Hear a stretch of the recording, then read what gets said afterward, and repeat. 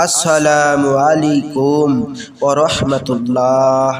প্রিয় ভাই ও প্রিয় বোন, আপনারা কেমন আছেন? আপনারা সবাই আশা রাখি আল্লাহর রহমতে সবাই ভালো আছেন।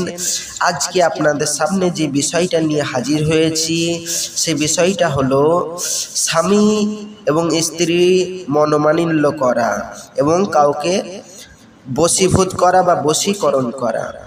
খুব সহজেই এই বশীকরণটা করা যেতে পারে। স্বামী স্ত্রীতে মনোমালিন্য না হলে হযরত মুসা আলাইহিসসালাম নামসমূহ এই নিম্নে লিখবে। এই নিয়মে লিখে প্রথমে জাফরান এবং করণ ফুল ও লোবান দিয়ে গোলাপ পানিতে মিশ্রিত করবে। তারপর জুমআর নামাজের সময় ইমাম সাহেব মিম্বারে উঠলে লিখবে। এই তাবিজটি লেপটিয়ে লোবানের ধ্বনি দিয়ে স্বামী ও স্ত্রীর ঘুমানোর স্থানের বালিশের মধ্যে রেখে দিবে।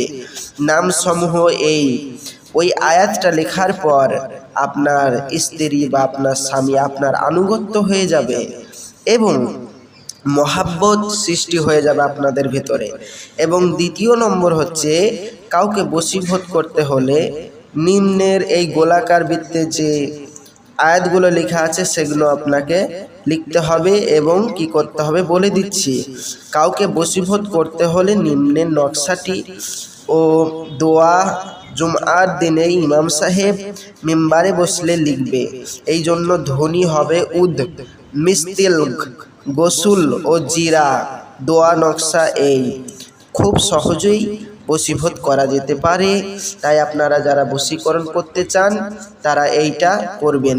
তবে মনে রাখবেন, যার ভিতরে আমল আছে তারাই এই বশীকরণ কাজটা করতে পারবে। যার ভিতরে আমল নেই তার দ্বারাই কোনো কাজ হবে না, কোনো ফল পাবেন না।